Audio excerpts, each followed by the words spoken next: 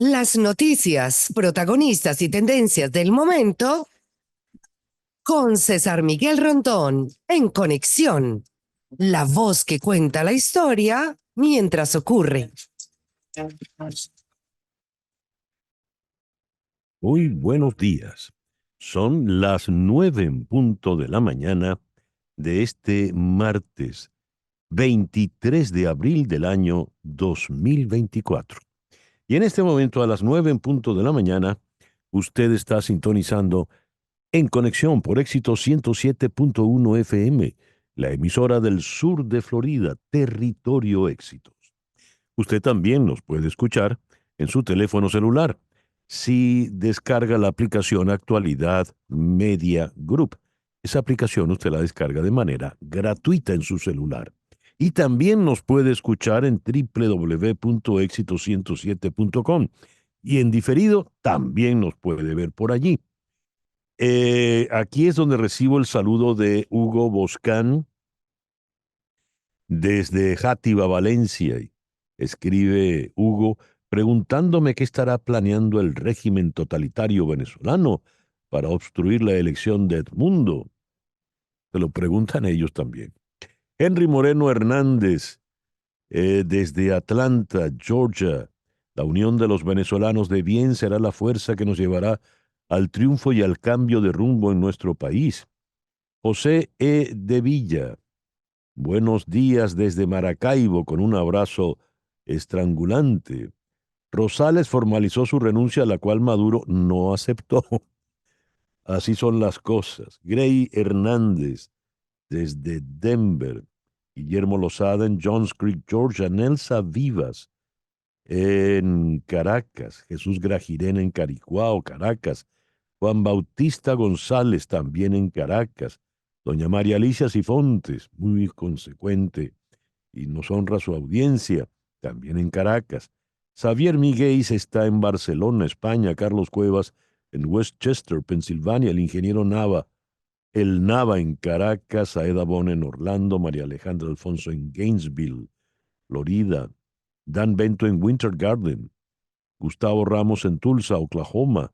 Mimoni Ani en Bogotá. Guillermo Useche en Puerto Ordaz. Antonio Rodríguez, el Mike Malone original, advierte él. Es decir, hay dos camioneros venezolanos que recorren Estados Unidos y Antonio Rodríguez reclama para él el título de Mike Malone. Mike Malone, bueno, los de mi generación lo recordarán, en aquella serie de camioneros de, le dicen dinamita, se llama Mike Malone y son sus puñetazos cual balas de cañón, recuerdo. Edgar Bravo en Madrid, Chere Ramos, Graterol, muy feliz día tengan todos y a los que están en Barcelona, feliz San Jordi. Feliz San Jordi para todos porque en realidad el libro se puede leer en todas partes. Y ahora con los Kindle y esto, mucho más. Gerardo Serrao en Doral, Marino Vera en Bogotá, Osiris Elohim Ramírez en Durham, Carolina del Norte, Juan Bilic en Houston, Julio César también en Houston, Kiki García en Paraguachí, wow, en la bella isla de Margarita. Gracias a todos por reportar la sintonía de En Conexión. En Conexión es una producción de Flor Alicia Anzola para Éxito 107.1 FM aquí en Miami. Muy buenos días, Flor Buenos Alicia. días y feliz San Jordi. Laura Rodríguez está en la producción general. Buenos días, Laura. Muy buenos días a todos. Acompañando a Flor Alicia desde Madrid está Mariel Sofía Rodríguez en la producción informativa. Buenos días, Mariel Sofía. Buenos días para todos y feliz Día Internacional del Libro. Jesús Carreño en la edición y montaje. Carlos Prato en los controles. Buenos días, Carlos. Muy buenos días. Y ante el micrófono, quien tiene el gusto de hablarles, César Miguel Rondón. Hoy es el día de San Jorge, en catalán San Jordi. San Jorge, así que felicitaciones a todos los Jorges y a Jorgita Rodríguez, que se llama Jorgita. Yo pensé que una vez le pregunté, Jorgita, ¿cómo te llamas tú en realidad? Jorja. No, no, no, yo me llamo Jorgita. San Adalberto de Praga, San Eulogio de Esmirna, San Gerardo de Tul y San Marolo. El único Adalberto que conozco es Adalberto Santiago, y está cumpliendo años hoy, ya hablaremos de él. Cuando repasamos en el calendario astrológico de Enrico Mariani para el día de hoy, tenemos a la luna creciente en Escorpio. Y de hecho, a las 7:49 de la noche tendremos el plenilunio, la luna llena en Escorpio. Hay que leer la advertencia para la luna llena. Dice aquí en el calendario astrológico, escribe Enrico Mariani, se despierta el lado más instintivo del ser humano. El cuerpo está predispuesto a retener líquidos. Es recomendable tener moderación con las comidas y las emociones porque se encuentran a flor de piel y sus efectos se manifestarán sobre el organismo. Si realizas una meditación durante todas las lunas llenas, obtendrás transformaciones importantes en tu vida. Pues bien, las emociones nos llegan, se ponen a flor de piel con la luna en Escorpio, que es la luna de las bajas pasiones, es la luna de la venganza, por ejemplo, es la luna de los celos, es la luna, sí, también es la luna del sexo, sí. La luna, sin embargo, buena, ideal para arrancar de raíz todo aquello que nos sirve. La luna para renunciar de manera definitiva a lo que no le convenga.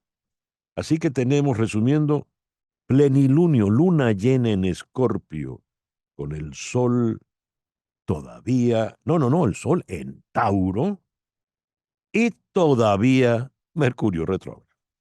Eso es este martes 23 de abril.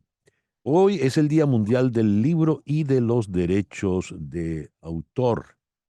La segunda parte es muy importante. Es también el Día de la Lengua Española. Se eligió el 23 de abril para celebrar la lengua española porque coincide con el aniversario de la muerte de Miguel de Cervantes Saavedra, el autor del Quijote. Pero a la vez es el Día de la Lengua Inglesa. ¿Por qué? Porque se celebra el cumpleaños y la muerte de William Shakespeare. ¿Qué tal? Los dos autores emblemáticos en estos dos idiomas tan importantes, el español y el castellano, pues han coincidido en sus fechas de nacimiento. Es el día de la cerveza alemana. ¿Por qué? Porque el 23 de abril de 1516, el duque Guillermo IV de Baviera estableció por un decreto donde decía que la cerveza solamente se debería elaborar a partir de 4 ingredientes: agua, levadura, malta de cebada y lúpulo. Entonces, a los que les gusta la cerveza, pueden celebrar con ella. El programa que les hemos preparado para el día de hoy, 23 de abril, lo vamos a iniciar en Caracas con el periodista Pedro Pablo Peñalosa. Vamos a analizar con él todo lo que está ocurriendo en el cuadro político electoral, las demoras que está teniendo el Consejo Nacional Electoral, tratando de bloquear, torpedear la inscripción debida de el candidato unitario, Edmundo González Urrutia. Eh, ¿Qué pasa con José Brito, el alacrán, con el partido Primero Justicia, sus bienes, propiedades y sus símbolos, incluyendo la tarjeta que forma parte de la Mesa de la Unidad Democrática? Hay que tener cuidado con eso. De Caracas iremos a Nueva York para conversar con el periodista José María del Pino y hacerle seguimiento al juicio por el caso de Stormy Daniels contra Donald Trump. Y con el periodista del Pino evaluaremos pues lo que fue la jornada de ayer, cuando fue interpelado por la fiscalía David Pecker, quien era el editor del National Enquirer, y su compromiso en el 2016 con Donald Trump. De Nueva York iremos a la ciudad de Bogotá para conversar con el periodista de Armando Info, Roberto Denis. Tarek William Saab, el fiscal del régimen, dijo que están investigando la posible responsabilidad de Simón Serpa, exministro de Economía y Finanzas y ahora preso por el caso de PDVSA Cripto, con la detención del diplomático Alex Saab en Cabo Verde en el año 2020. ¿Qué carambola tan peculiar es esa que acaba de plantear Tarek William Saab? De Caracas iremos a Barcelona para conversar con la periodista Cecilia Rodríguez Martínez. Con ella vamos a hablar del caso Coldo. ¿Quién es Coldo García? ¿Por qué el escándalo de corrupción que lo vincula con José Luis Ábalos puede salpicar de manera grave al gobierno socialista de Pedro Sánchez allá en España? ¿Y cuál es la vinculación de este escándalo de corrupción con lo que allá en España llamaron el Delcy Gate, aquella vez que se paró en Madrid, en Barajas, Delcy Rodríguez y no la dejaron bajar? Luego de Barcelona iremos a Madrid para conversar con la periodista y novelista Karina Sainz Borgo, ya que hoy es el día de San Jordi, pues qué libros debemos leer, cuáles son los libros más interesantes. Y ya que la luna llena en Escorpio es luna de venganzas, ¿qué es la venganza? ¿Para qué sirve la venganza? ¿Cómo es eso de que la venganza es un plato que se come frío? ¿Vale la pena comerse un plato frío? Eh, ¿Por qué Hamlet es la obra de la venganza? ¿Por qué el conde de Montecristo logró vengarse? Todo eso lo vamos a hablar en nuestro foro de hoy. Vamos a contar con la doctora Carmen Julia Marín Rodríguez. Ella es médico psiquiatra con diplomado en patología dual. Esto será, ella está en Linares, Chile. Y no tengo aquí dónde está el doctor Orlando Gutiérrez Boronat, quien es historiador y doctor en ciencias políticas. Promete ser un foro realmente interesante. 1564, 23 de abril, nace William Shakespeare. El mismo día, 33 años después, el 23 de abril de 1597, se representa por primera vez Las Alegres Esposas de Windsor, con la presencia de la reina Isabel I entre el público. Y en 1616, 52 años después, murió William Shakespeare. El 23 de abril de 1812, Francisco de Miranda es nombrado dictador plenipotenciario y jefe supremo de los estados de Venezuela con rango de generalísimo de los ejércitos. El 23 de abril de 1928 nació Shirley Temple, la niña que sedujo, conquistó a todos los públicos. Al crecer, se hizo diplomática y militó hasta su muerte en el Partido Republicano. Falleció a los 85 años en el 2014. A los 46 años, en 1936, falleció Teresa de la Parra, la autora de Memorias de Mama Blanca, Ifigenia. El 23 de abril de 1939, hace 85 años, fecha muy importante para el béisbol venezolano porque ese día debuta como pitcher con los Senadores de Washington, Alejandro Patón Carrasquel. Hoy está cumpliendo años 71 el buen amigo Javier Vidal Pradas. Javier Vidal es periodista, es dramaturgo, es director teatral y, por supuesto, es actor. El 23 de abril de 1960, Estados Unidos otorga el permiso a la píldora para ser vendida explícitamente. Solo se decía la píldora y todo el mundo sabía de qué estábamos hablando con la píldora anticonceptiva. Y recuerdo el refrán de aquellos tiempos, una solución por arriba para un problema por abajo. De hecho, cuando hicieron los primeros elevados en la ciudad de Caracas, que eran unos puentes provisionales en algunas esquinas congestionadas, las llamaban la píldora, porque eran una solución por arriba a un problema por abajo. Hoy cumple 52 años la preciosa Sonja Smith. Feliz cumpleaños, Sonja. El 23 de abril de 1975, el presidente Gerald Ford anuncia por fin el fin de la guerra en Vietnam. Y otra bella actriz venezolana también cumple años hoy, esta vez más joven, apenas 44, Marjorie de Souza. El 23 de abril de 1993, a la edad de 91 años, falleció Luis Beltrán Prieto Figueroa. Político, pero más que político fue en realidad educador. Fundó la Sociedad Venezolana de Maestros. Fue el primer presidente de la Federación Venezolana de Maestros. Llevó adelante todo el plan educativo de lo que se conoció como el trienio ADECO y todo el impulso a la educación en los primeros años de la democracia, en los primeros lustros, se debió precisamente a él. Esta es una fecha importante para los tiempos que corren. Hace 19 años, el 23 de abril del 2005, se subió el primer video a YouTube. Y el 23 de abril del 2022, hace ya 2 años, Miguel Cabrera conectó su hit número 3000.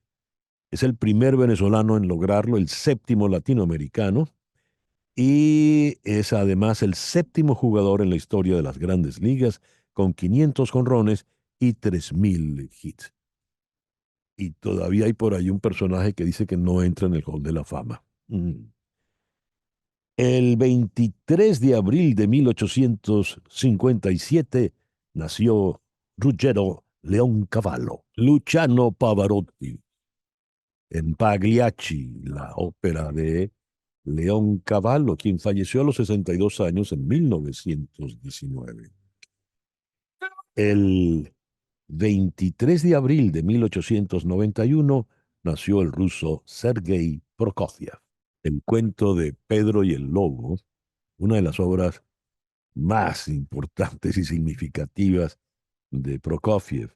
Aquí la tenemos narrada nada menos que por David Bowie, con la Orquesta Sinfónica de Filadelfia, dirigida por el maestro Eugene Ormandy. Y el 23 de abril de 1936 nació el gran Roy Orbison, Woman Walking Down the Street, el gran Roy Orbison, quien falleció a los 52 años en 1988.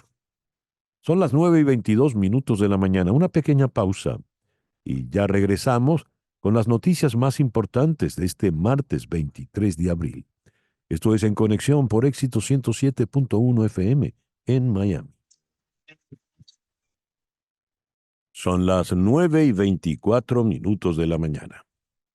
Canelo Fadul Immigration es una firma de abogadas de inmigración que ofrece servicios de inmigración laboral, familiar y humanitaria. Su equipo de trabajo busca soluciones y la mejor alternativa para que te establezcas en los Estados Unidos. Llama al 305-579-9218. 305-579-9218. Di que llamas de mi parte y la primera consulta será gratis. También puedes escribir a inmigraya@canelofadul.com. Canelo Fadul Immigration, reputación, confiabilidad y efectividad. Adalberto Santiago, en el día de San Adalberto, nació en Puerto Rico en 1937, uno de los grandes soneros de la época de oro de la salsa brava de los 70.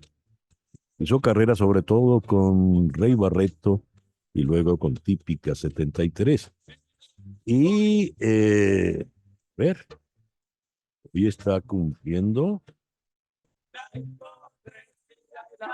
87 años. Bien por él. Y a las 9:26 de la mañana vamos con las principales noticias del día de hoy. El Senado está en camino de aprobar el paquete de ayuda de $95,000 millones que aprobó la Cámara para Ucrania, Israel y Taiwán tan pronto como esta misma tarde, enviando la medida estancada durante mucho tiempo al escritorio del presidente Biden. Los senadores tendrán 2 votaciones nominales alrededor de la 1 de la tarde. La primera es sobre una moción de procedimiento del Partido Republicano, mientras que la segunda superaría una obstrucción bipartidista y establecería su aprobación final a más tardar mañana por la noche.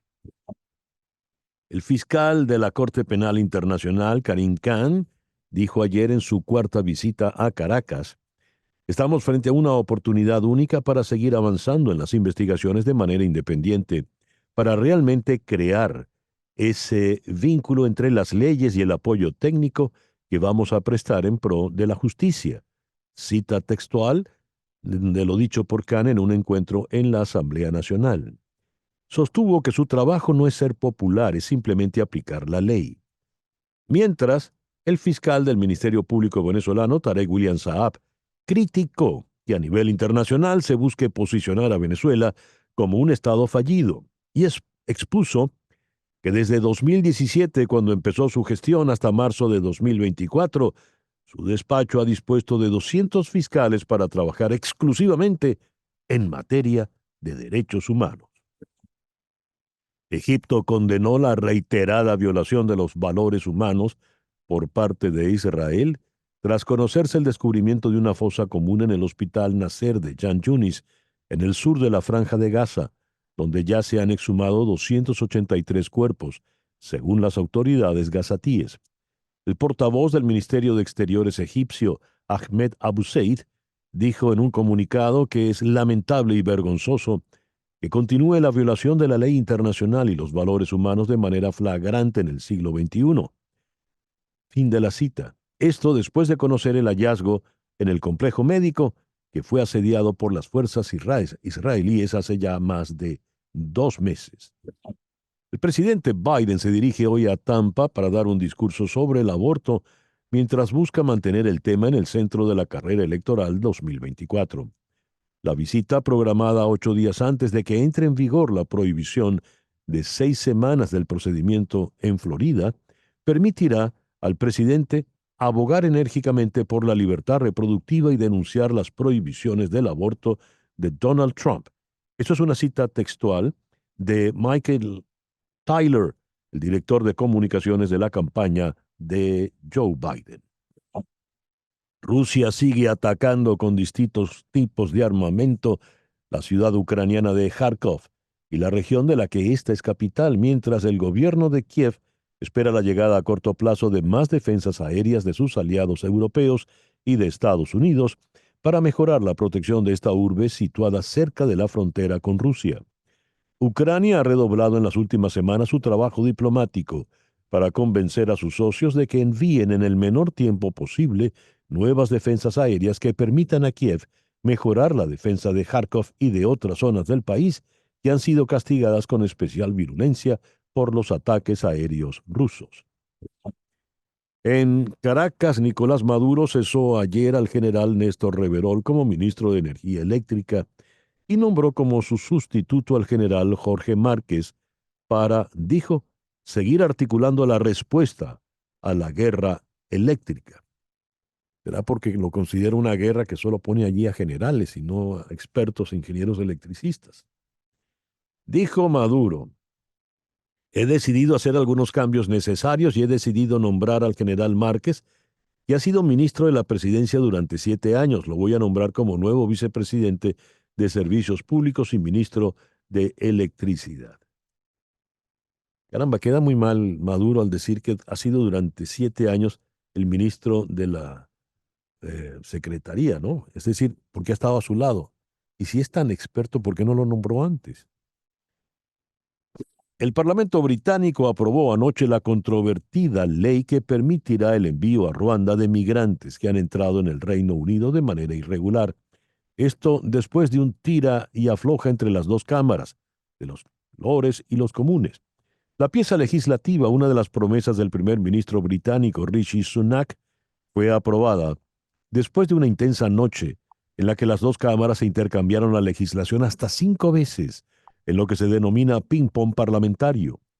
La Cámara de los Lores dio el visto bueno a la ley tras decidir no añadir más enmiendas. Los comunes habían rechazado todas las que los pares les habían remitido. Sunak dijo hoy en la mañana que nada se interpondrá en su objetivo de enviar a Ruanda a los migrantes que han cruzado el Canal de la Mancha de manera ilegal. En Venezuela, el Instituto Prensa y Sociedad, capítulo Venezuela, denunció que al activista y periodista Carlos Julio Rojas, detenido hace una semana por estar supuestamente relacionado con un plan para asesinar a Nicolás Maduro, se le ha impedido tener contacto con su familia y con su abogado privado. A familiares del periodista Carlos Julio Rojas, detenido el lunes 15 de abril, aún no se le permite verlo para constatar su estado de salud.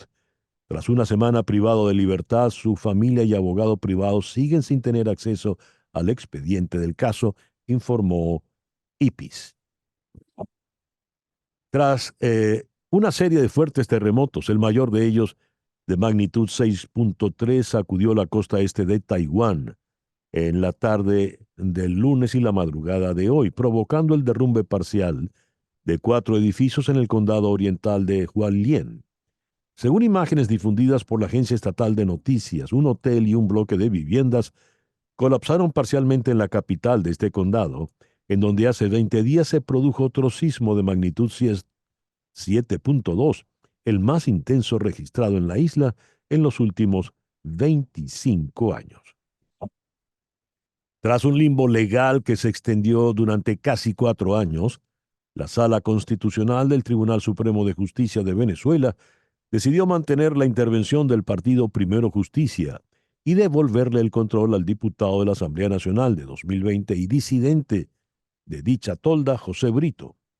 De esta forma, autorizó a Brito el uso de la tarjeta y los símbolos de Primero Justicia en los procesos electorales y ordenó al Consejo Nacional Electoral, de manera provisoria, abstenerse de aceptar cualquier postulación para procesos electorales que no sea acordada conforme a los procedimientos de rigor por la Junta Directiva ad hoc.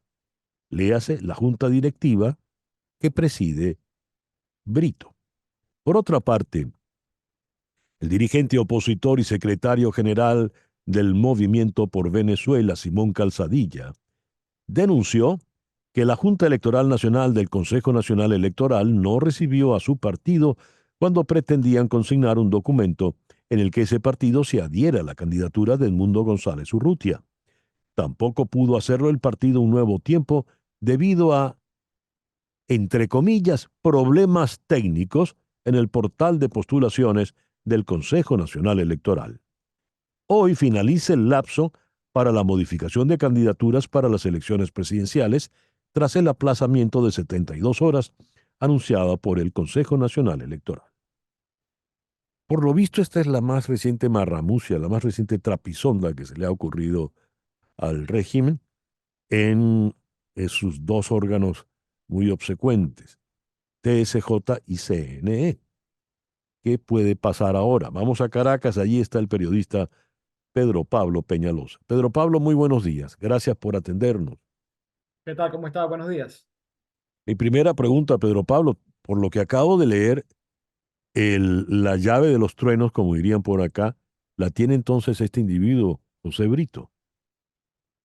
Bueno, yo creo que esto de Brito, lo que yo destacaría de esta acción es que, bueno, una retaliación directa del chavismo, del régimen chavista, contra la dirigencia de Primero Justicia, luego de que apoyaran la designación como candidato de la plataforma unitaria a Edmundo González Urrutia. Es decir, una manera que el chavismo dice, bueno, aquí te estoy castigando, luego de que se dio ese debate tan fuerte en el seno de la plataforma unitaria, donde había dirigentes destacados de Primero Justicia abogando por la candidatura de Manuel Rosales, pierden esa discusión interna, ese debate interno, y de inmediato vemos esta reacción del gobierno. Bueno, eso tal cual, te jalo las orejas, ¿no? Te dije que era esto que te había puesto sobre la mesa, tú te negaste, no tuviste la posibilidad, no tuviste la fuerza, la capacidad de hacer posible ese acuerdo, y entonces yo tomo esta medida en contra del partido. Yo creo que fácilmente, digamos, se puede interpretar de esa manera, como una retaliación del chavismo luego de la designación de Gonzalo Urrutia como candidato de la oposición. Ahora, la tarjeta de la MUD se asume de qué manera a efectos del Consejo Nacional Electoral. ¿Se asume como la tarjeta de un partido o como la tarjeta de una coalición de partidos? Porque si es lo segundo, puede venir ahora el señor Brito y decir, miren, Primero Justicia soy yo y solo yo, y me retiro de la MUD y no estoy de acuerdo con González Urrutia. ¿Puede ocurrir eso? No, lo toma como un partido, pero además recordemos que hay antecedentes. Más bien también otra cosa destacable. Este no es el primer partido que es judicializado. Tienes Acción Democrática, tienes COPEI, tienes Voluntad Popular. Más bien la que había quedado en el limbo era la tarjeta de Primero Justicia. Y ya ayer dieron el mazazo, ¿no? Pero ya otros partidos que forman parte de la plataforma unitaria habían sido intervenidos judicialmente y sin embargo, bueno, la mesa de la unidad o la plataforma en este caso, bueno, continúa con su trabajo y, repito, es vista como un partido, no como una coalición. Es decir, que no podría Brito, en principio, bueno, aunque este es el mundo de lo posible, no podría ir y objetar la candidatura de González Urrutia. La amenaza sí, como ya señalaba, está sobre la propia tarjeta de la mesa de la unidad con, bueno, lo que se espera si hay algún pronunciamiento, alguna decisión del Tribunal Supremo de Justicia sobre esa tarjeta. Pero esta acción, como digo, más bien se une a otras, ya otros partidos, recordaba, Acción Democrática, COPEI, Voluntad Popular, que forman parte de la mesa de la plataforma unitaria, pues bueno, ya habían sido intervenidos judicialmente, sus símbolos están en manos de otras personas y bueno, sin embargo, ha continuado su trabajo, su labor la plataforma unitaria con este anuncio que dio de la candidatura del embajador González Urrutia. ¿Qué va a pasar con González Urrutia? Ya vimos lo que ocurrió con los problemas técnicos, entre comillas, cuando Simón Calzadilla, a nombre de su partido, fue a plantearlo, a postularlo como candidato también de ese partido. ¿Qué va a pasar con esa candidatura? Bueno, esa es la gran pregunta. Digamos, en este mundo ya decía de lo posible, de la incertidumbre, donde no hay nada claro. Me gusta recordar, bueno, que no es Gonzalo Urrutia, es que pasó con Corina Lloris, que ni siquiera dieron una razón para bloquear esa postulación. Ya vienes también con esa inhabilitación que se inventaron contra María Corina Machado, que no permite entonces que se inscriba como candidata. Entonces, al final, este es el mundo de la incertidumbre, de las preguntas, donde tú estás expuesto a cualquier decisión arbitraria, abusiva, bien sea de parte del CNE, bien sea de parte del Tribunal Supremo de Justicia. Así que, bueno, veremos en las próximas horas qué decisión toma el régimen chavista en este caso, porque además no estamos hablando de organismos independientes, de poderes independientes, sino que, bueno, forman parte de la misma línea. Es el régimen chavista que tomará su decisión en este caso. Veremos también hasta qué punto puede haber una intervención de la comunidad internacional. Recordamos recientemente las declaraciones del presidente Petro hablando de incluso un plebiscito para garantías, para condiciones, hablaba de la paz política. Bueno, lo mínimo que se esperaría entonces es que también estos presidentes, Lula, Petro, que han expresado su preocupación por el rumbo de la elección presidencial venezolana, bueno, también en este momento puedan estar quizá, bueno, buscando persuadir al gobierno de permitir al menos que esa candidatura se mantenga y que esa tarjeta se mantenga.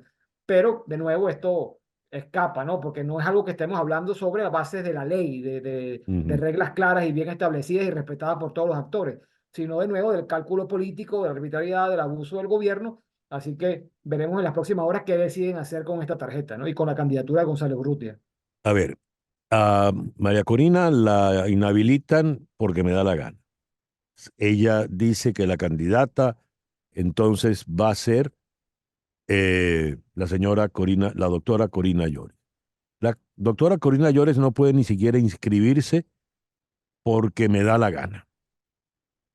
Ahora, sí aceptaron en aquella prórroga que se inscribiese.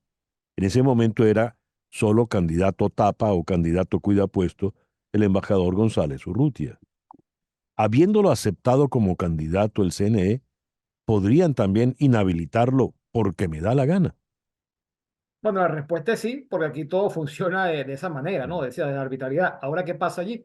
También hay quienes advierten que en esa negociación que se dio con el gobierno que permitió esa postulación, el gobierno dijo, lo admito, pero como candidato tapa. Es decir, no admito como candidato que va a participar en la elección, sino que te estoy dando esa posibilidad para que continúes con la negociación interna, con el debate interno y escojas a otro candidato. Y allí surgió también, recordemos, el nombre del gobernador Manuel Rosales. Y por eso un grupo de la oposición, un sector de la oposición decía, bueno, vamos con Rosales porque Rosales es el candidato que ya pasó el filtro, que es admitido por el gobierno, pero bueno, ya vimos que la mayoría rechazó esto y yo digo que optaron por una línea, vamos a decirla, de rebeldía, ¿no? Por decirlo de una manera. Es decir, rechazaron esa candidatura que ya en principio había sido admitida hasta por el propio gobierno.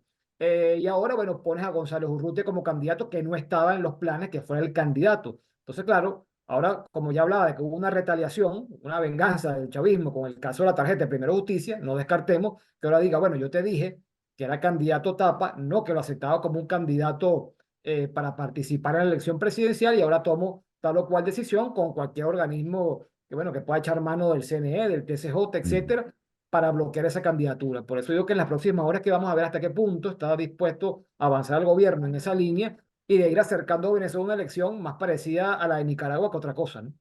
Ya lo veo. Pedro Pablo, muchísimas gracias por estos minutos en la mañana de hoy. No, gracias a usted, gran abrazo, que esté muy bien. Pedro Pablo Peñalosa, periodista desde Caracas. Una pequeña pausa y al regreso nos ocupamos de cómo fue la jornada de ayer en el juicio de Donald Trump por el caso de Stormy Daniels allá en Nueva York. Esto es En Conexión por Éxitos 107.1 FM en Miami. César Miguel Rondón está en Conexión por Éxitos 107.1 FM. Y a las 9:46 de la mañana hacemos contacto con Hani Martínez Ward, tu abogada de accidentes. Hani, muy buenos días, ¿cómo estás? Muy bien, muchísimas gracias. Buenos días para todos. Y claro que sí, siempre estamos aquí para ayudarle desde la escena del accidente. Nuestro número es completamente gratis. Le ha pasado hasta a mi familia que uno no sabe, mi mamá le chocaron, tuvo un accidente y no sabía qué hacer, uno se bloquea en ese momento. Y por eso hemos dedicado este número de teléfono a la comunidad para que a la hora que sea, si usted está en un momento del accidente, está nervioso, no sabe qué hacer, nos llama ahí en ese momentico y nosotros le ayudamos con todo lo que tiene que hacer. Va a llamar a un número muy fácil de recordar. 855-DOLOR-55. 855-DOLOR-55. Eso equivale a 855-365-6755. Pero no confíe en su memoria, guárdelo ya en este momento en la memoria de su teléfono celular, de forma que, como bien dice Hani, en el momento del accidente, usted está nerviosa, está nervioso, ¿a quién llamo? ¿Qué hago? Bueno, marque usted el número 855-DOLOR-55. Y una vez que te llamamos, ¿qué pasa? Una vez que te llame esa persona que nos está escuchando, ¿qué hace tu oficina, Hani? Bueno, ¿qué hace mi oficina? Inmediatamente desde la escena le ayudamos. Por ejemplo, ¿cuáles son las evidencias? Es un caso catastrófico, la persona va a la ambulancia, va directo al hospital, hay que bajar la caja negra. ¿Cuáles son los videos alrededor de la escena? ¿Hay algún centro comercial que pueda tener videos que posiblemente grabó el accidente? ¿Hay testigos, algún testigo alrededor que pueda ayudar y testificar que realmente la persona culpable, si fue el culpable, si hay un cambio de historia, si tergiversa la información después? Y todas estas cositas que añaden a que sea un caso sólido, en evidencia. Cuando hay un caso sólido en evidencia, la compañía de seguro no se puede negar a pagar. Y por eso es que nosotros decimos, si no nos das el dinero, te vamos a llevar a corte. Y ahí es donde ofrecen ellos la máxima compensación monetaria. Pero si usted no tiene las evidencias desde la escena, pues entonces al final va a tener que aceptar menos dinero. Lo que está diciendo Hani es muy, muy importante, porque se trata nada menos que de poner en su mano, usted como cliente, toda una cantidad de recursos inimaginables, porque de repente quién va a buscar los videos alrededor de la zona, comprobar esto, comprobar lo otro. Ahora, Hani, dijiste, la llamada es gratis, no le cuesta a usted absolutamente nada. La llamada al, repito, 855-DOLOR-55. ¿Cómo que es gratis, Hani?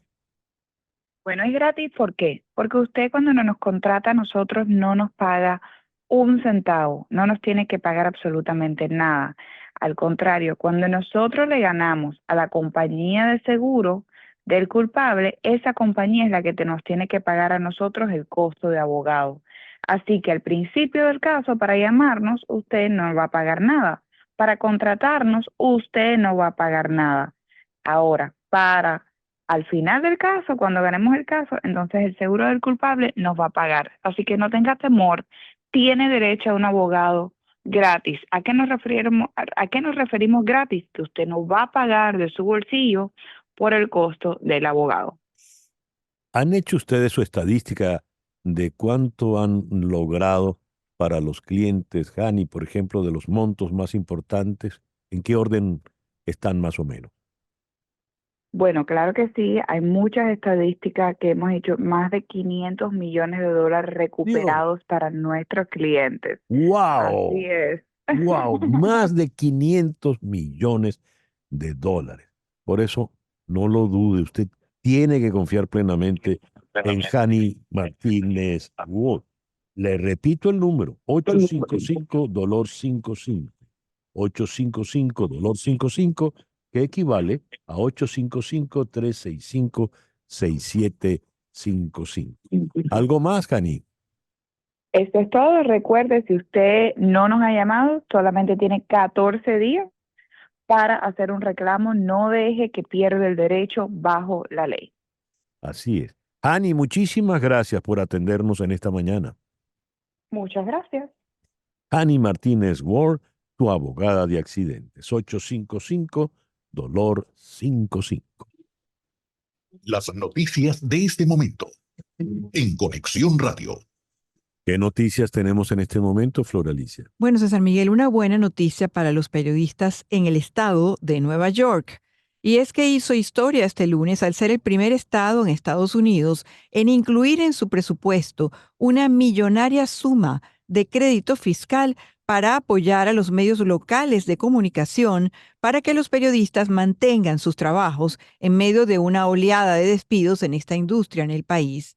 La gobernadora de Nueva York, la demócrata Kathy Hochul, presentó este lunes el presupuesto del año 2025 que incluye fondos para cumplir con la ley de sostenibilidad del periodismo local aprobada el fin de semana por la legislatura estatal. Estamos hablando de 30 millones de dólares en créditos fiscales cada año durante los próximos 3 años, cubriendo la mitad del salario de un periodista hasta $50,000 cada año.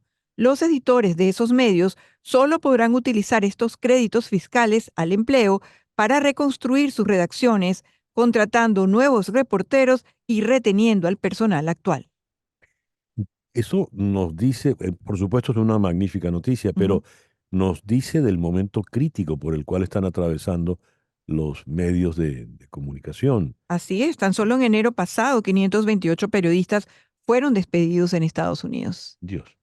Gracias, Flor Alicia. Y bien, ya que Flor Alicia nos llevó a Nueva York, nos quedamos en Nueva York, donde está el periodista José María del Pino. José María, muy buenos días. Gracias por acompañarnos.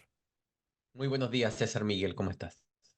José María, ¿cómo estuvo la jornada de ayer en el juicio a Donald Trump por el caso Stormy Daniels?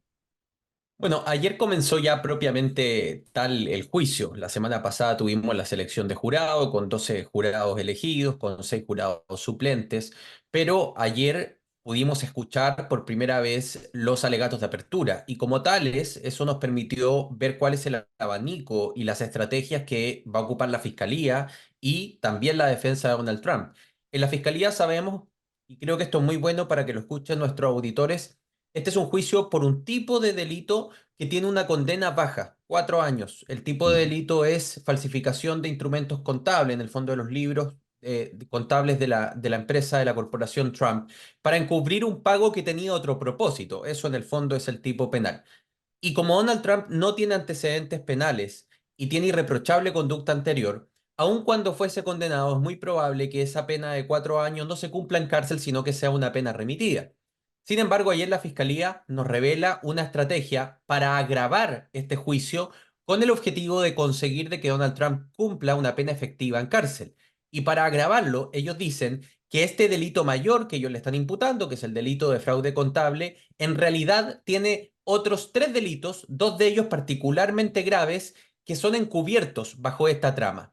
Y acusa a Trump en el juicio y frente al jurado, primero de conspiración criminal y luego de fraude y violación a la ley electoral del estado de Nueva York, para agravar lo que podría ser una condena final. En conspiración, ¿qué es lo que dice? Que esto fue articulado, fríamente calculado, desde Trump en colaboración con Michael Cohen y con David Pecker, el ex editor del National Enquirer, y que eso se orquestó como una organización que tuvo como objetivo permanente comprar silencios para proteger la campaña presidencial de Donald Trump. Y el otro delito que le imputan, que es el de violar la ley electoral, es que si bien es legal pagarle a alguien por su silencio, en el caso de Trump pagando a Stormy Daniels, ¿no es cierto? Lo que no es legal es que, dado que ese silencio tenía un objetivo electoral, que era proteger la campaña y entregarle una visión a los electores de Donald Trump más positiva, el financiamiento para ese caso, para ese NDA, debió haber venido de los PAC, de los fondos de campaña, y no a través de un instrumento ideológicamente falso contable de la corporación Trump. Por tanto, constituiría no solo fraude a la fe pública, sino además un fraude contable porque se intenta pasar un pago bajo otra figura legal para que no sea descubierto. José María, el abogado de Trump dijo que no es delito invertir en una campaña electoral para generar opiniones de un tipo o del otro. No es delito pagar por un silencio. ¿Eso procede en este caso? Lo que dice la fiscalía es, no es delito que usted firme un documento con Stormy Daniels, o en este caso su abogado, Michael Cohen, firme un documento con Stormy Daniels para que no hable. Eso no es delito, y no es delito en muchos estados del país. Lo que sí es delito es que esto, que es una acción electoral, propiamente electoral, porque usted lo está haciendo en el contexto de su campaña y lo está haciendo para que los electores no tengan esta información, debe ser pagado con gasto de campaña. Y lo que usted hizo fue, para que los electores no se enteraran de lo que usted estaba haciendo, usted le pide a su abogado que lo pague de su bolsillo, $130,000, y usted Ujú. después le reembolsa ese dinero a su abogado, modificando sus propios libros contables y haciendo pasar este gasto como un gasto legal. Toda esa estructura es ideológicamente falsa. Esa estructura constituye una conspiración, una violación a la ley electoral y al mismo tiempo la falsificación de los instrumentos contables. En el fondo, lo que ha dicho la defensa versus lo que dice la fiscalía no se contrapone, porque la defensa está diciendo no es ilegal pagar por el silencio, no, es la forma en que se paga por el silencio lo que está siendo perseguido por la fiscalía. El señor David Pecker, ex editor de National Enquirer, ayer se refirió a algo así como periodismo de chequera. ¿Qué es eso, José María? A ver, lo que la fiscalía está diciendo es que aquí hay un trío de hombres, ese fue el término que utilizó, un trío de hombres que son la piedra angular de esta conspiración criminal. ¿Quiénes son? Donald Trump, Michael Cohen, su abogado, y David Pecker. ¿Quién es David Pecker? Es un muy amigo de Donald Trump que dentro del mundo del periodismo operaba como su oído, como su oreja, César Miguel. Ujú. Entonces, cada vez que él, en los distintos medios donde tenía contacto, averiguaba que algo se iba a publicar adverso contra Trump, le avisaba a Trump para que Trump mandara a Cohen y Cohen hiciera callar a esa persona que iba a publicar aquello adverso. Y eso es periodismo de chequera, porque se rompe la ética periodística, él aprovecha su posición de periodista y de editor de un medio para tener acceso a investigaciones que se están realizando en muchos medios de la ciudad de Nueva York y le dice a una de las personas que iban a ser sujetos de accountability por parte de ese reportaje, oye, mira, te van a publicar esto, esta es la persona que habló, intenta hacerla callar para que esa empresa no pueda publicarlo. A eso se refería la fiscalía. Ahora hablas de el trío, la organización criminal. El trío lo integraban en ese momento, en la campaña de 2016, Donald Trump, Michael Cohen y David Pecker. Qué curioso, del trío, Cohen y Pecker ahora están enfrentados a Donald Trump. ¿Qué ocurrió? Efectivamente. Recordemos que lo que ocurrió aquí fue que Michael Cohen, no solo por este caso en particular, sino por una serie de prácticas profesionales, se declaró culpable de una serie de utilización fraudulenta de instrumentos legales durante los últimos años. Y parte del acuerdo que logra con la fiscalía es colaborar en distintas investigaciones. Una de esas delaciones compensadas que Michael Cohen realiza es respecto a Trump Corporations, que era uno de sus muchos clientes. Y ahí es donde la fiscalía comienza esta investigación. Como Cohen delata a David Pecker también se acoge a colaborar con la fiscalía ¿para qué? Para evitar cualquier pena futura que pueda ser más grave, ¿no es cierto? Y por Sí. tanto hoy, tanto David Pecker como Michael Cohen son testigos claves de la fiscalía contra Donald Trump en el juicio aquí en Nueva York. Hoy continúa el juicio, ¿verdad? Hoy continúa el juicio hoy en la mañana con dos hitos muy importantes. Primero, sigue hablando David Pecker, ayer solo habló media hora porque un jurado se sintió enfermo. Segundo, esta mañana el juez Merchan revisa las sanciones contra Donald Trump por violar la orden mordaza que le puso el juez. Él no podía atacar ni al juez ni a los fiscales de esta causa y durante los últimos meses lo ha hecho en 3 oportunidades. La sanción por haber violado esta mordaza puede ir desde los $3.000 de multa por cada vez que la violó hasta que eventualmente, esto es muy poco probable, se declarara su prisión preventiva aquí en Rikers, Nueva York. Ya. María, muchas gracias por estos minutos en el programa de hoy. Que tengan buen día. Gracias a José María del Pino, él es periodista y nos habló desde la ciudad de Nueva York. Hacemos ahora una pequeña pausa y al regreso nuestro foro en el día de hoy, la venganza. Esto es En Conexión por Éxito 107.1 FM en Miami. Vamos a nuestro foro en el día de hoy. El día de hoy es luna llena en Escorpio y la luna de Escorpio, entre algunas otras características, es la luna de la venganza. ¿Qué es la venganza? Popularmente se dice la venganza es un plato que se come frío. ¿Vale la pena comer ese plato frío? ¿Por qué somos vengativos? ¿Qué buscamos al ser vengativos? En la literatura, dos obras inmensas, majestuosas, se levantan sobre la venganza. Hamlet, de Shakespeare por una parte, y nada menos que El Conde de Montecristo, de Alejandro Dumas por la otra.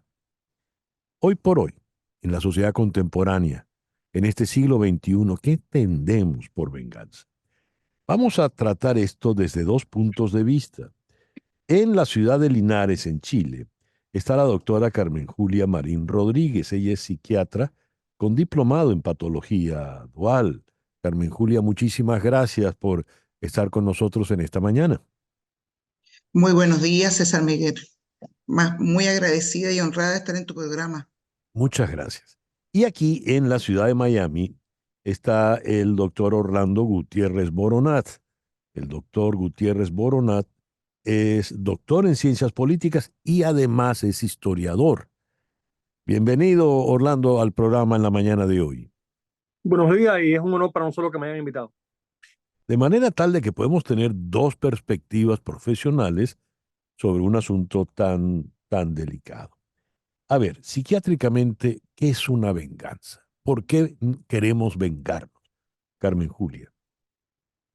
Bueno, si vamos a hablar de la venganza, este vendría siendo motivado por la ira, por la sensación, por la rabia que percibe o siente la persona que se siente agraviada, ¿ok? Y que desea, en cierta manera, una revancha, un desquite hacia esa persona que la ha lastimado. Y esa necesidad de que se sufra exactamente lo mismo que esa persona sufrió. Entonces tiene que ver con, por supuesto, con una respuesta que está relacionada con las emociones, sobre todo las emociones displacenteras, ¿ok? Es decir, la rabia, la ira, la frustración, que nos va a generar ese deseo, esa necesidad de que la otra persona también sufra, que también padezca esta misma sensación. Y eso me va a generar placer. Generalmente se puede asociar con esa sensación placentera de se hizo justicia, entre comillas.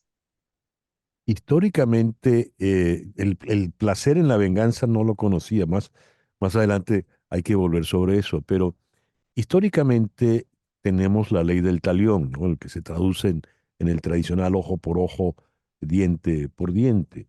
Pero hacer justicia por mi propia mano es ilegal, evidentemente, cuando vivimos bajo códigos perfectamente establecidos. Históricamente, ¿qué tanto la venganza, cómo ha sido un elemento marcador de la historia? Le pregunto al doctor Gutiérrez Boronat.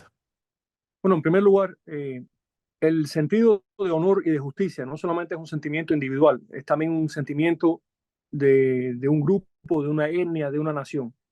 Y este sentimiento de honor y de justicia instintivamente busca un restablecimiento del balance o una restitución de justicia y honor si ha habido una ofensa contra una de las partes. Este sentimiento de honor y justicia en la historia puede ser legítimo o puede ser manipulado por los que tienen otras ambiciones. Por ejemplo, es clásico en la Ilíada, Agamenón manipula, utiliza el sentido de injusticia y deshonra que sufre su hermano porque Helena se ha ido con París para Troya para lanzar una guerra imperialista en contra de la ciudad de Troya, una guerra injusta. Ese es Agamenón como estadista, como hombre ambicioso, utilizando la venganza para buscar un fin político. Pero también el sentido de venganza ha animado otros conflictos. Por ejemplo, la batalla de Salamis y de Platea por parte de los griegos en contra de los persas. Su consigna principal era vengar a los espartanos y otros aliados que habían muerto en la defensa de las Termópilas. Otro ejemplo que me viene a la mente es en la guerra de independencia de Texas, en la batalla de San Jacinto, el grito de recordar el Álamo, Remember the Alamo, era el grito de guerra de los tejanos que se sentían que querían vengar lo que había ocurrido en el Álamo después de haberse rendido ante las tropas mexicanas bajo el general Santa Anna. También me viene a la mente el deseo de Clemenceau de vengarse contra Alemania por haber derrotado a Francia en la guerra franco-prusiana, y en el Tratado de Versalles Clemenceau quería medidas muy fuertes en contra de Alemania porque tenía en su mente las imágenes terribles que había visto desde la derrota de Francia ante los prusianos en la guerra franco-prusiana. Igualmente, Hitler tenía un deseo de venganza en contra de Francia al ordenar su invasión y obligó a los franceses a firmar la capitulación en el mismo tren donde se había firmado el Tratado de Versalles décadas antes. Y otro ejemplo que me viene a la mente es en la Segunda Guerra Mundial, el bombardeo aéreo de Japón por parte de Doolittle después del ataque a Pearl Harbor. Era explícito, era claro que las Fuerzas Armadas norteamericanas querían vengar lo que había ocurrido en Pearl Harbor.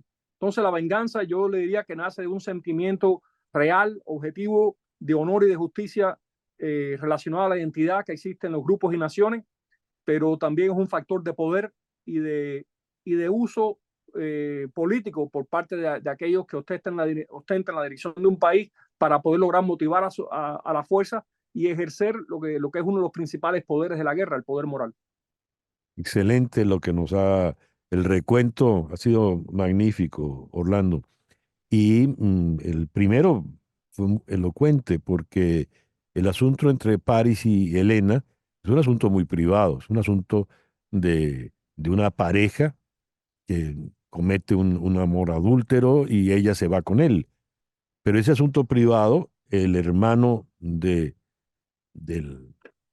Menelao, Agamenón, pues lo utiliza con fines políticos y guerreros. Ese ejemplo es excelente. Ahora, esto estamos hablándolo en un contexto amplio, en un contexto histórico, en un contexto de países. En el ámbito privado, personal, ¿cómo es eso de que la venganza me puede producir placer, Carmen Julia?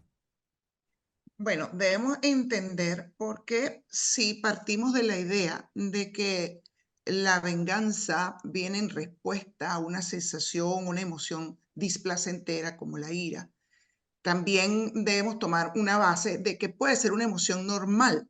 Ahora, dependiendo de la estructura del individuo, ¿ok? Dependiendo de la estructura del individuo, el querer hacer venganza o ante un acto en el cual ha sido atacado, él por supuesto, la manera de ejercer esta venganza, en el momento de sentirse que se ha cumplido o se ha reparado, porque tiene que ver con el efecto reparador, si se reparó por lo cual yo he sido atacado. Entonces, allí es donde aparece esa sensación de placer, porque se siente que se hizo justicia ante esa venganza. ¿Ok? Como le digo, es una emoción normal. El detalle está cómo el individuo, a través de su estructura psíquica, a través de su fortaleza, puede llegar, por supuesto, a ejecutarla o simplemente quedar Ya, dentro del proceso del pensamiento. ya. Esto, la oyente Jennifer Kiliche hace una observación muy interesante. Dice, la alegría de la venganza es breve porque no repara el daño, más bien se convierte en una espiral de violencia que puede acabar con todo un país. Y este comentario que nos hace la oyente Kiliche me da pie para hacerle una pregunta al doctor Gutiérrez Boronat. Por ejemplo, en el caso político venezolano, luego de un cuarto de siglo del gobierno chavista madurista, en los sectores opositores, en la dirigencia opositora, ha habido un deseo de venganza, de castigar, de que Maduro vaya a la cárcel, de que Diosdado Cabello vaya a la cárcel, de que paguen todo lo que han hecho. Y otros dirigentes políticos han visto que no, si les amenazamos con vengarnos, pues nunca van a ceder, nunca van a salir de allí. Esa es una discusión política. Lo que quiero apuntar, y es lo que me interesa, a propósito del comentario de Kiliche, es políticamente hablando, ¿cómo funciona la venganza? ¿Hay que negociar con el que me hizo daño o he de proceder contra él? Históricamente, ¿qué nos dice esto? Orlando, por favor. Bueno, es una gran pregunta. Yo creo que la venganza ciertamente juega un rol en la guerra, por altas razones o por bajas razones. En el caso de Agamenón, que es un hombre muy malo, a pesar de lo que nos enseñan en la escuela, es un hombre malo. Es un hombre que está dispuesto a subordinar los medios a cualquier fin, está dispuesto a hacer lo que tenga que hacer para lograr lo que quiere. Pero si estamos hablando de política, política tiene como premisa coexistencia. Yo no me atrevo a opinar dentro de una cosa tan delicada y tan importante como es la política interna de Venezuela y su lucha contra la dictadura y por la libertad. Lo que sí hay que distinguir entre justicia y venganza. Al igual que hubo un castigo después de la liberación de Francia contra aquellos franceses que habían colaborado con la ocupación y que habían participado en crímenes de lesa humanidad, al igual que ocurrió después de la Segunda Guerra Mundial, principalmente con los alemanes que habían participado en crímenes de lesa humanidad. Creo que la evolución de la justicia en el mundo nos ha enseñado que los temas de justicia no caducan. Es decir, si se ha cometido un crimen de lesa humanidad, si se ha llevado a cabo una violación sistemática a los derechos humanos contra individuos o personas en la población, francamente es una cuestión de los tribunales de justicia, o a nivel internacional o a nivel de los tribunales de Venezuela. Eso depende de los venezolanos documentarlo y presentarlo. En el ámbito político, creo que lo que ha funcionado en las transiciones hacia la democracia es punto y seguido. Es decir, hasta aquí llegó la dictadura, de aquí para adelante comenzamos la libertad y tiene que haber participación y tiene que haber equidad para todos los factores. En los países de Europa del Este y Europa Central, donde tantos crímenes de lesa humanidad se cometieron, los países como República Checa y Polonia llevaron a cabo lustración. Eso quiere decir que creo que menos de un 2% de los funcionarios que habían ejercido el poder bajo la dictadura fueron vetados de participar en la vida cívica por el resto de su vida. Pero es un 1, un 2% que tomaron las decisiones. Es decir, la justicia en este caso trata de no convertirse en venganza, estipulando que los que dan las órdenes, los que conciben la represión, son los grandes culpables.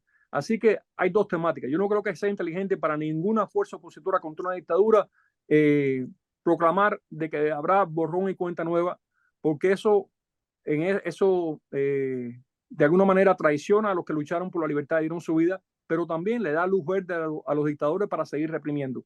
Ahora, otro elemento tiene que haber el restablecimiento del Estado político, del Estado de Derecho, de la coexistencia entre la mayor cantidad de venezolanos que sea posible. Y eso creo que significa señalar claramente quiénes son los culpables y reducirlo a quienes tomaron las órdenes y quienes colaboraron con la dictadura o con la ocupación de Venezuela. Claro, porque en el ámbito de la justicia hay un tribunal, hay unos jueces, y bueno, al final de la Segunda Guerra se dieron los juicios de Nuremberg. Y eso queda como un ejemplo histórico muy, muy importante. En el caso de la venganza popular, me viene a la memoria el cadáver de Gaddafi, Muammar Gaddafi, que era un hombre O de Mussolini. poderoso, terminó en la calle sangrante y la gente se tomaba fotos con el cadáver sangrante, que era una manera de vengar todo ese poder que él tuvo. Y ya para concluir, porque el tiempo se nos ha venido encima, lamentablemente, en el ámbito personal, ¿es bueno que yo me vengue de alguien o lo dejo pasar, Carmen Julia? Bueno, si partimos de que la venganza también se puede plantear que es el alimento emotivo de la justicia, como estaba planteando hace ratito, también va a depender de la estructura del individuo. ¿Ok? Si yo tengo una sensación de displacer, tengo un conflicto en el cual me he sentido atacado a través de la búsqueda de la justicia, ¿ok? Es lo que puedo de esa manera reparar el haberme sentido atacada o haberme sentido agraviada.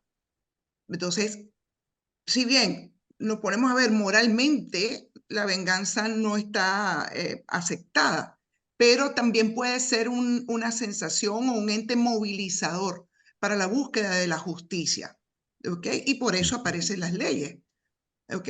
Para poder reparar este daño que se ha sentido, tomando en cuenta, por supuesto, lo que estaba comentando el doctor Orlando Gutiérrez, cómo en cierta manera se han ido estableciendo diferentes leyes o se han establecido lineamientos para poder reparar el daño en el cual ha sido víctima un ser humano. Ya.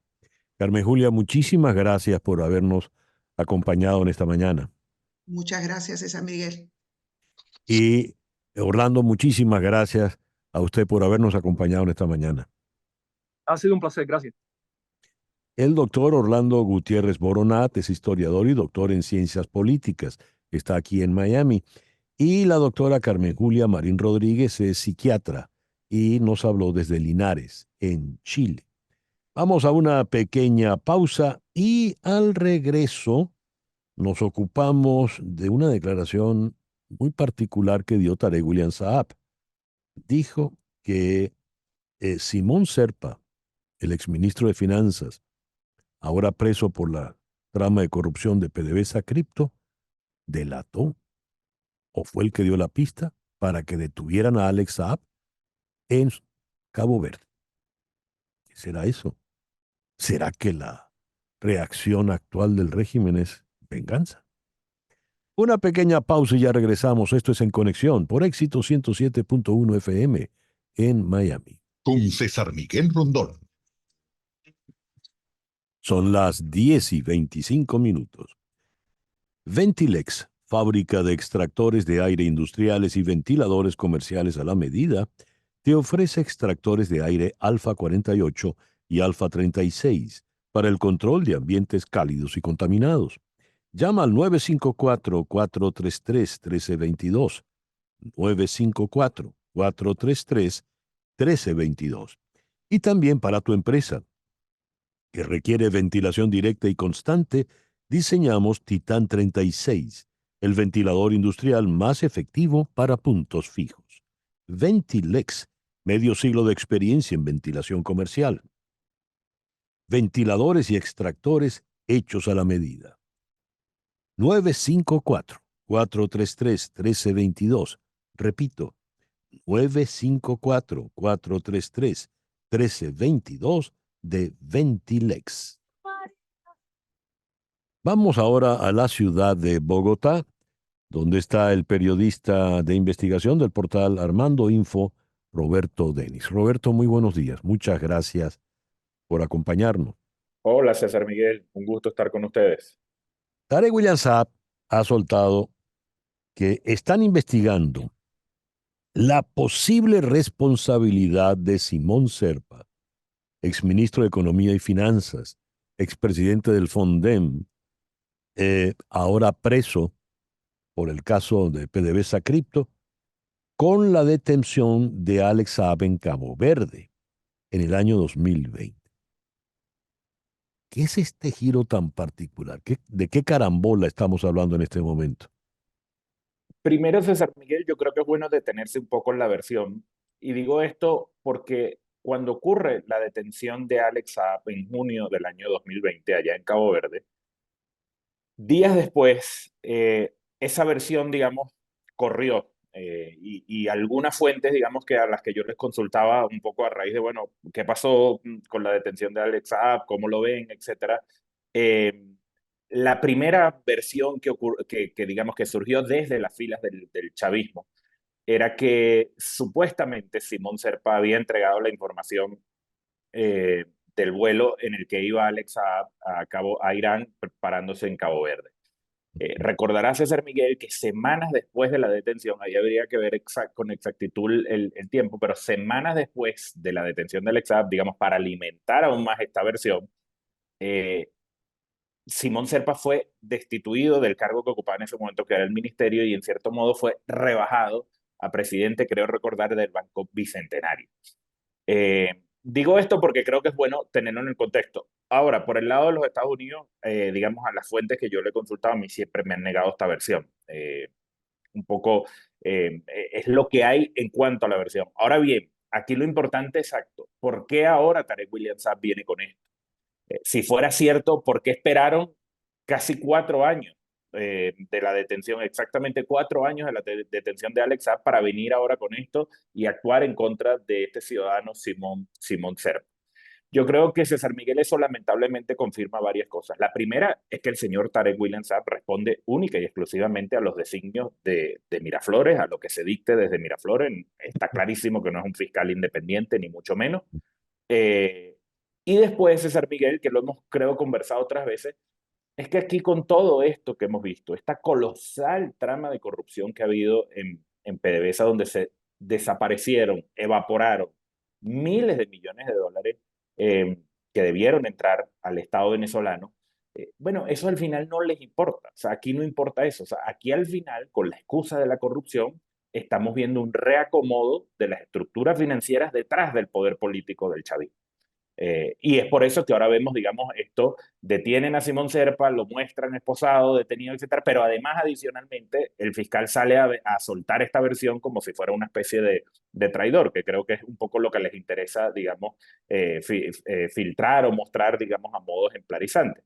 Pero como digo, lamentablemente, al final todo esto está ocurriendo sin que nosotros tengamos, digamos, todos los elementos, pero lo que es evidente es que todo esto está ocurriendo con la excusa de la corrupción. Aquí hay un reacomodo de esas fuerzas políticas financieras que están detrás del poder político a costa, digamos, de esa enorme trama de corrupción. César Miguel, no hay que olvidar, hay dos funcionarios que si conocen, además del propio Nicolás Maduro, evidentemente, si hay dos funcionarios que conocen al milímetro, al detalle, todos los negocios que hizo Alex Saab en Venezuela a la sombra de Nicolás Maduro son precisamente Tarek El Aissami y Simón Serpa. Entonces ahí cabe una nueva pregunta. Es decir, ¿están deteniendo a esta gente sencillamente para que, bueno, como saben tanto sobre Alex Saab, ahora les conviene tenerlos presos? No lo sé. ¿Cuál sería el interés de Simón Serpa de ser cierta la hipótesis que lanza Saab? ¿Cuál sería el interés de Simón Serpa en dar la pista de Cabo Verde para que detuvieran a Saab? Es muy raro, César Miguel, porque bueno, uno podría pensar, bueno, a lo mejor Serpa estaba tratando de acercarse a los Estados Unidos de alguna forma, pero recordemos, César Miguel, que Serpa, su nombre aparece en varios de los casos de corrupción que se ventilan en Estados Unidos sobre la corrupción venezolana. Pero además el señor Serpa está sancionado por el Departamento del Tesoro de los Estados Unidos. Recordemos que la respuesta de Nicolás Maduro a la sanción del Tesoro de los Estados Unidos fue darle la espada, una réplica de la espada de Bolívar al señor Simón Serpa. Yo creo que un poco, digamos, si compráramos esa versión, pareciera, y un poco por las palabras de Tarek William Saab, digamos, se trasluce algo de eso, es que supuestamente él estaba buscando un modo de acercamiento con los Estados Unidos. Pero esto también, nuevamente, es una forma de lavarse las manos con el asunto de la corrupción, porque entonces ahora aquí ya lo importante no es si Simón Serpa, un hombre que manejó, César Miguel, nada más y nada menos que el Fonden, la caja negra de Hugo Chávez, que es verdad que Nicolás Maduro la recibe, digamos, con menos fondos y menos dinero porque había pasado la bonanza, pero donde pasaron miles de millones de dólares sin que rindiera cuenta, sin que digamos, se rindiera cuentas al país sobre cómo se usaba eso. Entonces es poner eso en un segundo plano, qué pasó con eso, qué pasó con los hechos de corrupción, para mostrarlo como no, es un traidor, es alguien que traicionó a la revolución bolivariana. Simón Serpa, César Miguel, ha sido un funcionario de extrema confianza de Nicolás Maduro desde los tiempos en que Nicolás Maduro era el canciller de Hugo Chávez. Simón Serpa, por fuentes que, bueno, durante años yo he conversado para saber y conocer sobre el caso de Alex Saab, me aseguran y me han asegurado toda la vida que Simón Serpa era prácticamente hermano, amigo de Alex Saab. Entonces, ¿qué hay detrás de todo esto? Como digo, yo creo que hay que un reacomodo de todas estas estructuras político-financieras. Nicolás Maduro está claro que las sanciones contra Venezuela de parte de los Estados Unidos, las sanciones financieras vuelven. Es necesario volver, digamos, a rearmar esas estructuras. Es necesario rodearse otra vez, digamos, de funcionarios en los que confíen. Y además vender esta especie de escarmiento sobre, digamos, funcionarios como lo que está pasando con Tarek El Aissami y el propio Simón Serpa. Estos prisioneros por el caso de la corrupción PDVSA Cripto ya han muerto 3, 2 de ellos aparentemente suicidados. ¿Por qué? ¿Qué Bueno, sospechas? a ver, es terrible, César Miguel, que eso siga ocurriendo. Estamos hablando de ciudadanos detenidos que una vez que son detenidos son estricta responsabilidad de las instituciones y del Estado venezolano y termina ocurriendo esto. Si uno oye, César Miguel, los testimonios de gente que ha estado recluida en el SEBIN, en los calabozos de la DGCIN, cuesta creer la versión de que ahí cualquiera llega y consigue una soga para ahorcarse. Esa es la verdad. Yo no tengo, digamos, información sobre estos 3 casos particulares, pero la verdad que a uno como periodista le cuesta creer, y le cuesta creer que después de que pase una vez, entonces no se tomen correctivos y esto sigue pasando. Ya. La información que yo tengo, César Miguel, sobre, digamos, todo lo que han sido estos interrogatorios desde el año pasado que empezaron con la detención de estos empresarios alrededor de Tarek El Aissami, es evidente que son interrogatorios, digamos, que son al margen de cualquier protocolo legal, sin presencias de abogados. Son interrogatorios que corren única y exclusivamente por funcionarios de estas policías tipo policía política como el SEBIN o la DGCIN, que es contrainteligencia militar, sin presencia de fiscales, sin presencia de abogados. Ya. Entonces, al final eso es, digamos, imposible saber exactamente qué ocurre, pero como mínimo hay demasiadas sospechas sobre realmente qué está pasando con estas personas involucradas en estas tramas de corrupción. Caray. Roberto, muchísimas gracias por estos minutos en el programa de hoy. Gracias, César Miguel, un gusto. Roberto Denis, de Armando Info, desde la ciudad de Bogotá. Vamos ahora a cruzar el océano. Llegamos a la ciudad de Barcelona, donde está la periodista editora de TR Global News, Análisis Geopolítico, Cecilia Rodríguez Martínez. Cecilia, no tengo a Cecilia todavía, está conectándose. Con Cecilia vamos a hablar del caso Coldo. Coldo García, el hombre de confianza de José Luis Ábalos, exministro español muy próximo, muy cercano a Pedro Sánchez, se acogió ayer a su derecho a no responder ante una comisión de investigación del Senado por su papel en un escándalo relacionado con la compra de mascarillas para las administraciones públicas durante la pandemia del coronavirus. Coldo, además, fue también uno de los acompañantes del señor Ábalos en aquel polémico encuentro con Delcy Rodríguez en el aeropuerto de Barajas en el año 2020. Ahora sí, ya tenemos a Cecilia Rodríguez Martínez. Cecilia, muy buenos días, muy buenas tardes por allá. Muchas gracias por acompañarnos. Hola, Cecilia. ¿Me oye, Cecilia? No me oye. Creo que está como congelada. Dijo, bien, mientras resolvemos el problema, me acojo a mi derecho de no declarar, dijo Coldo García, alegando que hay un proceso judicial en marcha y todavía no ha sido interrogado por el juez. Cuando le preguntaron a García si tenía la conciencia tranquila, respondió que mucho, Claramente molesto, denunció el trato que le han dispensado los medios de comunicación. Dijo, mediáticamente, a mí ya me han crucificado vivo. Según la justicia, el negocio generó unos beneficios de 9,5 millones de euros en contratos de un valor de 53 millones de euros. El caso es muy delicado políticamente, ya que Koldo García era el hombre de confianza de José Luis Ábalos, en ese entonces ministro de Transporte y creo que era secretario de organización del PSOE. Era muy, muy destacado en el círculo íntimo de Pedro Sánchez. Y uno de los pocos que le fueron fieles tras su destitución como líder del Partido Socialista, tras los desastrosos resultados electorales. Ahora sí, ya estás con nosotros, Cecilia.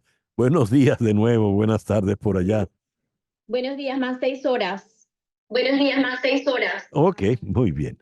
A ver, Cecilia, ¿cuán grave es el escándalo? Vamos a resumirlo como Koldo. Este escándalo, ¿de qué manera puede afectar a todo el gobierno español, empezando por el señor Pedro Sánchez? No se escucha bien y no estoy escuchando bien la pregunta, no se escucha volumen. No se escucha bien y no... Caramba, tenemos cualquier cantidad de...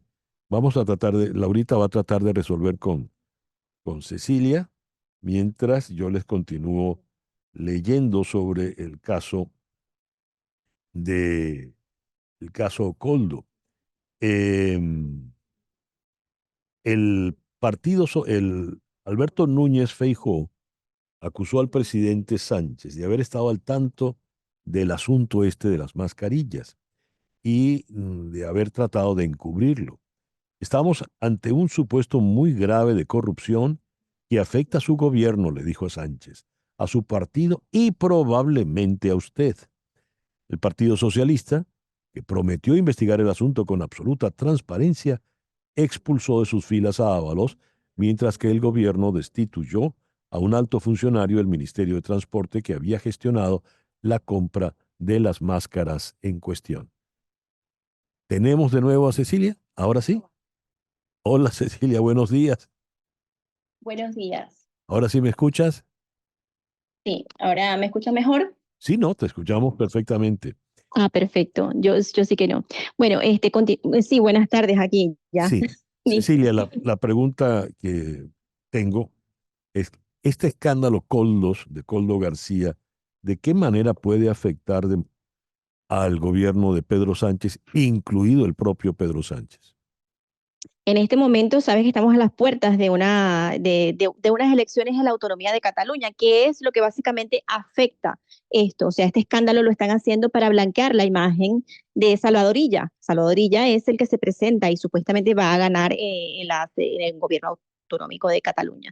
Entonces, él está quedando a Salvador Illa como un angelito, un corderito en torno a la trama, porque al parecer él no aprobó, Salvador Illa del PSOE, no aprobó ninguna compra de mascarillas por Koldo, o sea, y nunca tuvo tratos al parecer. Entonces, esto explota justo antes del 12 de mayo, que son las elecciones del Parlamento de Cataluña. Como sabes, Cataluña, Barcelona, es una de las ciudades más importantes del mundo en este momento. Se está aplicando la Agenda 2030, pero de forma sin preguntarnos, ¿no? Y es la ciudad mundial de la democracia, la ciudad mundial de todo se está testando aquí. Entonces, ¿por qué es importante?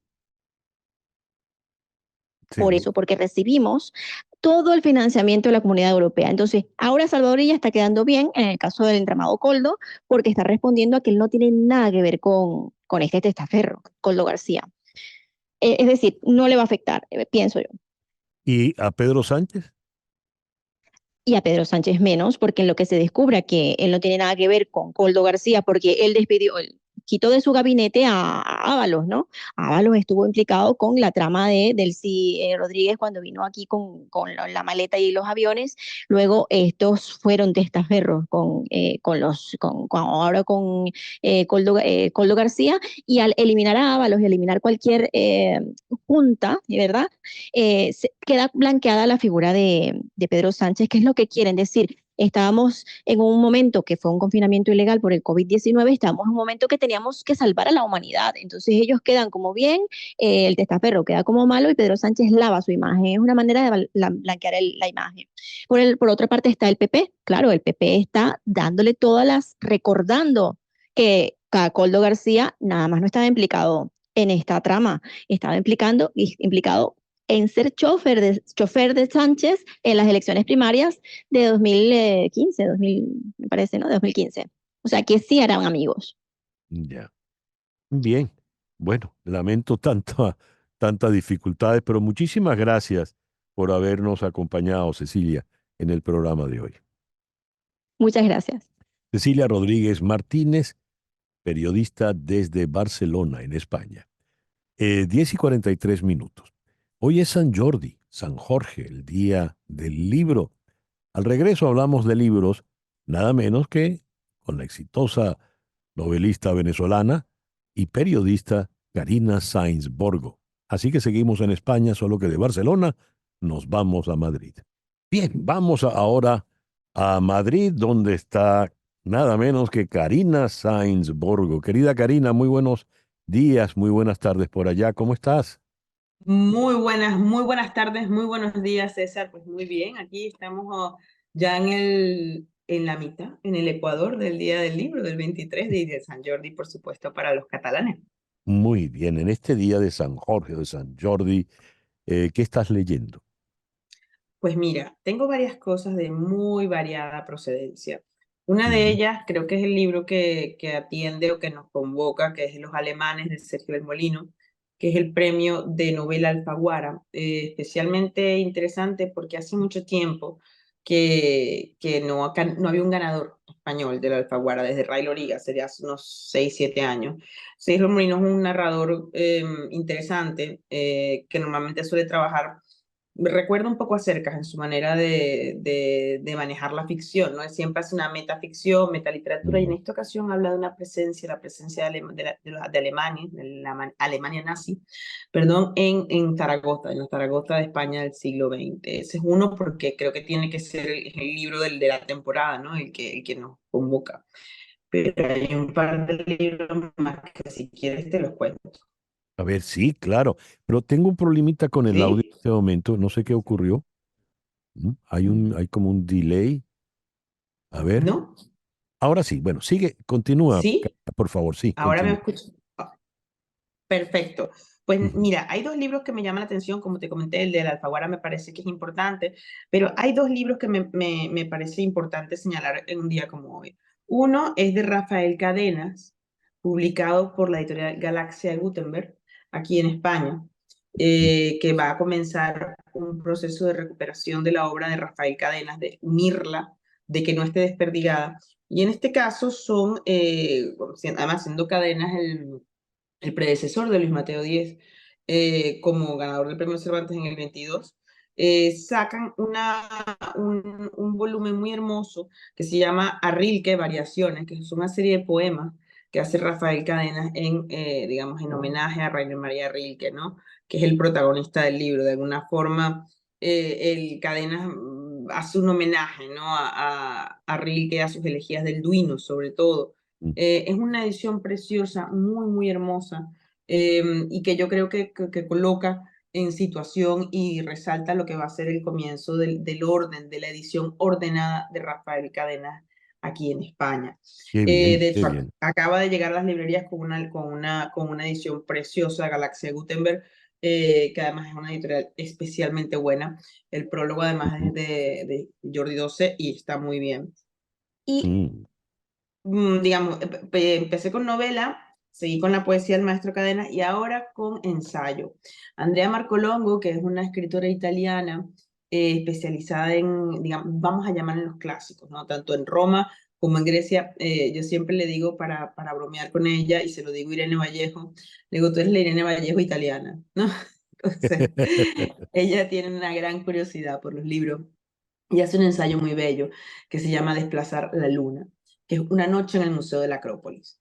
A Andrea le permitieron pasar una noche, literalmente en Atenas, en el Museo de la Acrópolis, una noche de luna menguante, de luna llena, a oscura, Bueno, URAM también ella se permite ciertas licencias, ¿no? Pero una de Claro. las cosas que hace Andrea es recorrer el museo señalando aquello que falta. Es decir, todo lo que no está, todo lo que se han llevado en distintos procesos de invasiones, en distintos procesos de guerra, pero es muy interesante porque es una mirada muy suya, muy personal, muy divulgativa y al mismo tiempo muy directa. Por ejemplo, ella dice que tiene unas citas ciegas con Fidias, ¿no? Mm, Entonces, cuando ella va a ver las estatuas y todo, creo que el lector se va a meter allí como si fuera un viaje muy personal, pero está escrito de una manera tan sencilla, tan hermosa, y se aprende tanto, aparte de que ella vuelve a meter el dedo en la llaga del patrimonio, ¿no? De quién claro. tiene derecho a tener cuál patrimonio y en dónde está lo más importante del Museo de la Acrópolis. Entonces, bueno, serían hay muchas cosas más, César. Sí, ahora, Está hablando de ensayos, Ujú. leí y publiqué en mi página una nota magnífica tuya sobre Cuchillo, Cuchillo. el libro más reciente de Salman Rushdie. Sí, sí, el libro es bueno, yo había pensado, dije, tengo que traerlo, pero dije, como todo, tenemos una semana hablando de Rushdie, estamos todos así, pero es un libro que yo creo que si quienes nos están escuchando y cualquier lector puede abandonar lo que está haciendo y leerlo, vale la pena. No sé qué piensan ustedes que lo han empezado a leer, pero a mí me parece de una lucidez extraordinaria. Es una contestación al fanatismo, es una narración tan descarnada como cuando él se mira al espejo, ¿no? De pronto después de lo que le ha pasado, además que no deja de ser el hombre que ha vivido atado a una sentencia de muerte toda su vida, ¿no? Con Sí. la fatua del Ayatollah Khomeini, que además aún aparentemente descontinuada, nunca prescribe, ¿no? Entonces parece que el odio fanático jamás prescribe. Y que lo cuente él con esa lucidez y como él dice que se llama Cuchillo, claro, porque él fue atacado con un Con cuchillo, un ¿no? Por un cuchillo. joven hace un año, pero es que él quiere que el lenguaje haga lo que un cuchillo. Él dice, quiero que el lenguaje penetre y abra camino en el lector cosas que tienen cosas que son importantes, ¿no? Y que tienen que ver con la libertad de expresión, con la tolerancia y que de alguna forma, César, tiene una pertinencia gigantesca en este momento. Todo el proceso de alteración de paz en Oriente Medio está trayendo una serie de cosas, ¿no? Que tienen que ponernos a pensar. Y yo creo que es muy curioso, ¿no? Un autor que lleva 30 años reflexionando alrededor de los mismos temas, ¿no? Que son los temas que tenemos y que todavía no hemos resuelto. Sí. Y es un ensayo fantástico. Yo quisiera aportar dos novelas de autores venezolanos que he leído recién. Caracas, Notre Dame, Lentejuelas y Spam de María Sol Pérez Shell, editada por Demi Page. Y es una novela interesantísima porque es la historia de cuatro mujeres que son familia y han perdido muchas cosas, perdieron metas en la vida, perdieron el país. Es una historia narrada desde el exterior, pero es ir a la mujer de generaciones previas a nosotros y es una manera muy interesante de entender a esa mujer de la clase media venezolana a la fecha de hoy. Y la otra es una que he leído recién y me ha sorprendido, me ha impactado mucho, El fin de la tristeza, de Alberto Barrera, editada por Random House. Es algo deslumbrante, porque hablamos de un tipo tan tímido, tan tímido, tan tímido que va a una psiquiatra para que la cure la timidez. Y es un tipo que ha decidido aislarse del mundo, no usa el celular sino para hablar, no ve redes sociales, no ve noticias y de repente se topa en una tienda de, de venta de televisores con la imagen de su psiquiatra esposada porque está presa por una conspiración extrañísima. La historia es una metáfora de esa vida que lleva el venezolano de hoy, donde cualquier cosa le puede ocurrir y de repente es víctima, es sospechoso de algo extraño y por más que hayas querido vivir al margen, pues terminas involucrado en algo rarísimo donde te persigue el gobierno, te persiguen estos, te persiguen los otros. A mí me gustó mucho, me impactó. Y además Bien, que Alberto Barrera tiene un talento, como todos vosotros que escribís guiones, para dotar a la narrativa de elementos sorprendentes, ¿no? lo que tú dices, que evidentemente hay un tema allí que refleja la vida del venezolano, pero lo otro es contar la peripecia con esa fuerza, ¿no? Sí, no, está muy, muy bien escrita. Querida Karina, gracias por habernos acompañado y esperamos tu Gracias. próxima novela. Sí, así es, así es. Estoy aquí trabajando con ella, tiene que estar lista el año que viene, así que espero tener noticias de ella prontito, ¿eh? Seguro. Gracias, Karina. Un Mucho. abrazo muy fuerte. Chao. Karina Sainz Borgo, la hija de la española, El Tercer País, en fin, una gran escritora. Desde Madrid. Y ya, son las 10:56. Y con Beyoncé nos vamos por el día de hoy. En Conexión fue una producción de Flor Alicia Anzola para Éxito 107.1 FM, con Laura Rodríguez en la producción general, con Mariel Sofía Rodríguez en Madrid acompañando a Flor Alicia en la producción informativa, con Jesús Carreño en la edición y montaje, Carlos Prato en los controles y ante el micrófono, quien tuvo el gusto de hablarles, César Miguel Rondón.